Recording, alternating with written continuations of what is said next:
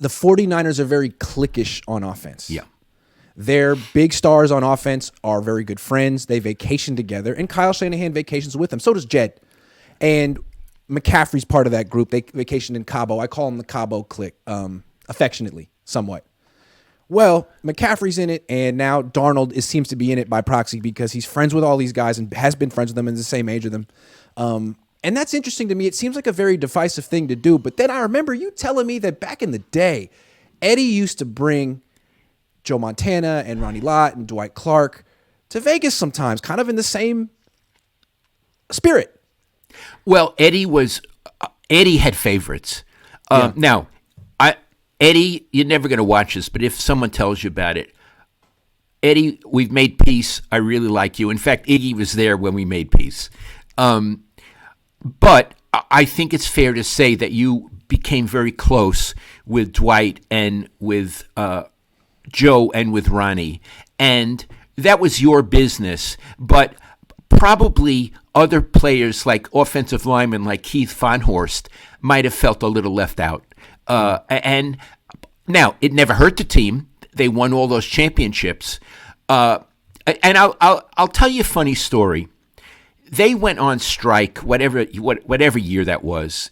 After they won the Super Bowl, there was a strike. And the word was that Eddie was, I think it was, paying certain guys even though they were on strike, like Dwight and Joe. And Eddie and guys, and Joe, if I'm wrong, it's a long time ago.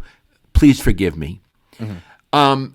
And when the strike was over, one of the coaches told me there was a very tense scene in the locker room between Ronnie Lott and Russ Francis, the tight end, who, as far as I understand it, was on a different side from Ronnie and Joe and Dwight. And the coach told me they almost came to blows, Ronnie and Russ. And he said, boy, I would love to have seen that fight. So it was very tense. Yeah. Yeah. And that was as a result of Eddie, I would say, having favorites. So now let's get back to the modern day. Real quick, it is somewhat divisive, right? It's naturally divisive to do something like this. Some of the players would tell me about it, and they didn't like it. They didn't like it. And especially in that strike year, the team was polarized. But Bill, who had a genius at leadership, brought them back together. But he had to work at it. And that's what I wanted to go to. So there's similarities between the Cabo clique and the Vegas clique, and you could argue that Jed is just, continuing the tradition that his uncle created. But the big difference is that I don't believe Bill Walsh was in Vegas partying with them, and Kyle is in Cabo partying and fraternizing with the players like he is a player. And I think that's a huge difference between those two. Well, let me talk a little about Bill, because I know how he operated. Bill was extremely distant from his players. He was really distant. I told you that Steve Young said he never praised him. They would do a drill, and sometimes it was very hard. And he would expect Bill to say, nice going, let's move on. Mm-hmm. Bill couldn't praise. So Bill would say, okay, next thing we're going to do. And I want to tell you why I think Bill was like that. Bill had, I believe, according to what he told me, a father who was abusive. I don't know if that included physically abusive, but I think his father never praised him. And Iggy, if your dad doesn't praise you, you don't learn praise. I praise you and Brian all the time, and I mean it. And as a result, you and Brian are very generous and can praise people. Bill never praised. I never heard him praise anybody. I don't think he could do it. Interesting.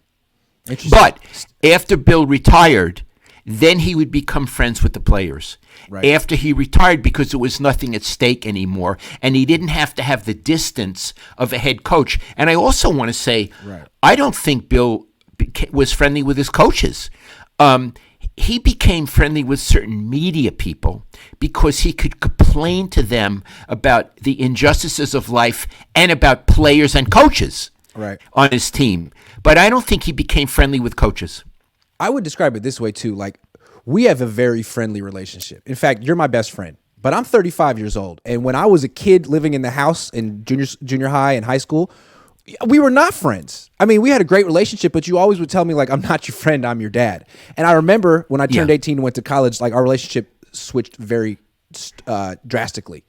And I was like, wow, I guess my dad really was serious about that. Like, as soon as I was on my own, it was much more like we were friends. So I guess that's kind of like Bill. Like, hey, man, I'm not your friend. I'm here to coach you. I might have to cut you. Right. I might have to trade you. There's going to be some, learning experience for you, and I need to be on a different level as you. And as soon as that relationship is over, we can be friends. So let's come back to Jed and to Kyle. Do you think there's an issue, a problem with how they cozy up to certain players? I think it's a bigger problem for Kyle than for Jed. I mean, Eddie did it. Oh. Jed did it. I don't think anyone wants to really be Jed's friend. I think it's about Kyle. People want to be Kyle's friend because he's getting people paid. He decides who gets the ball.